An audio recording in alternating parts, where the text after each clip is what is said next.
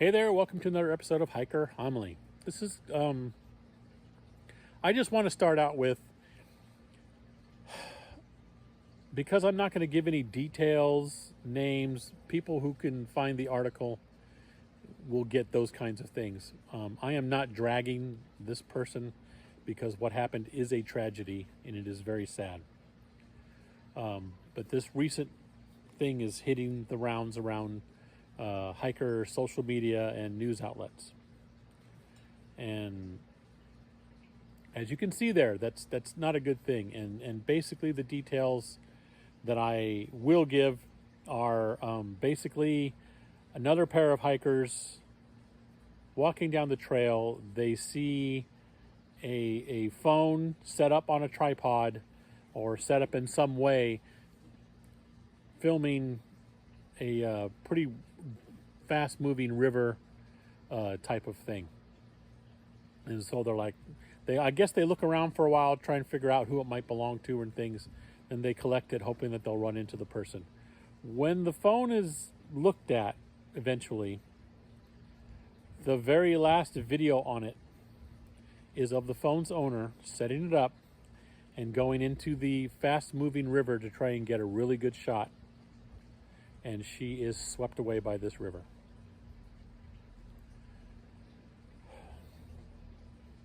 I'm sure I haven't watched the video and I don't want to watch the video.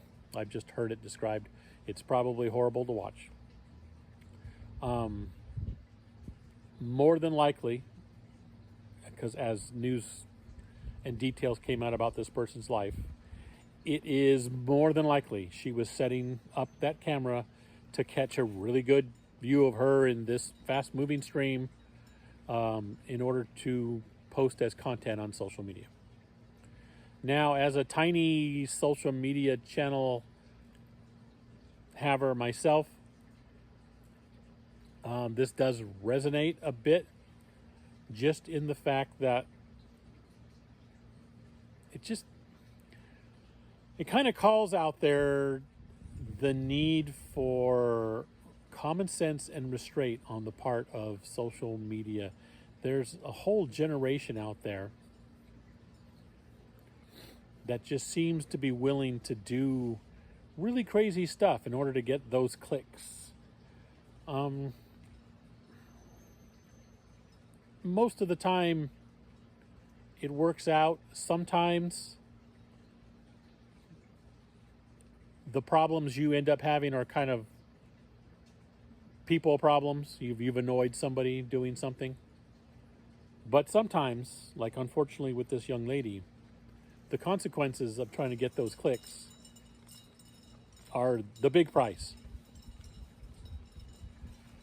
So it's just there's two things that I think as social media creators or whatever you want to call it need to keep in mind. Number one, don't do things that endanger yourself like that. I mean, yeah, there's going to be some things that it's just inherently risky. You're going to film yourself mountain climbing. And whether that camera's on you or not, it's a dangerous hobby. It really is. People do die every year doing mountain climbing, especially if they're free soloing and things like that. So I get it. It's a possibility and stuff. And hiking itself can be dangerous. Yes, I acknowledge that. But if you're specifically doing a specific thing that is risky, you don't have to do it. The only reason you're doing it is because it's going to be a cool shot and it's going to get me those likes. Don't do that. Just don't. It's not worth, social media likes are not worth dying. It's just not. Number two, thinking beyond yourself. I am cognizant, even as a tiny YouTube channel,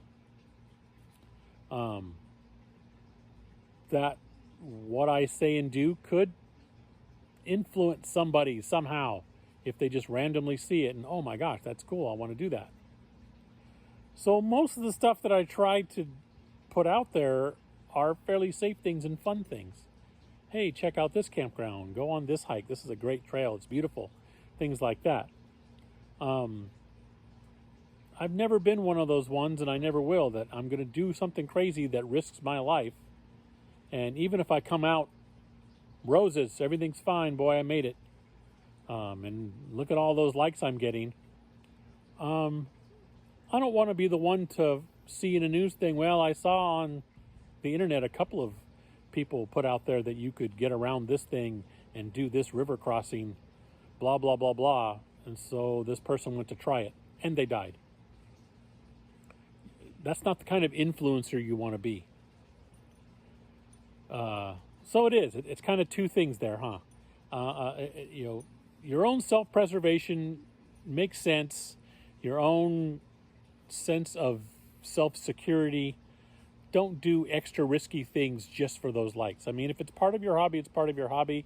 And like I say, I've backpacked in remote places before, and that alone comes with its own risks. It absolutely does. I try to mitigate those risks as best I can, especially in the modern age.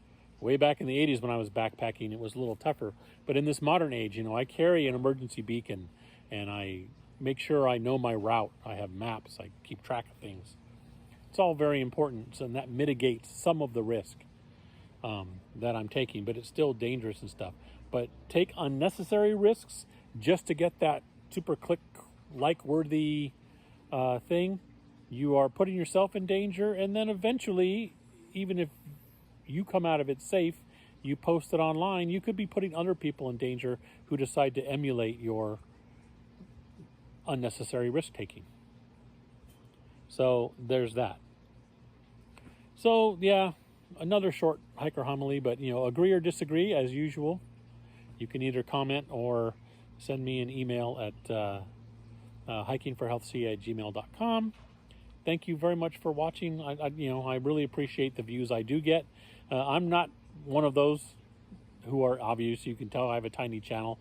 I don't promote a whole bunch. I do not worry about how many likes a video gets and how many views it gets. If it gets a lot, that's kind of cool. I appreciate that. I really do appreciate you viewers that I do get. If it gets a smaller number of views, I'm okay with that. It's not an ego thing for me. I'm doing this for fun and hopefully for other people to enjoy, even if it's a small amount of people. So, but I know there's some out there that it's really an ego feed for them. It's really, for some of them, unfortunately, it's what they've got in life that gives them meaning, and they are willing to take a lot of risks for that. And wow. So just be careful out there. If you're fellow content creators, keep that in mind when you're doing your content. The things you do may influence others for good or bad. So, there it is. So other than that, thanks for watching as always. Appreciate it, and I'll see you all next time.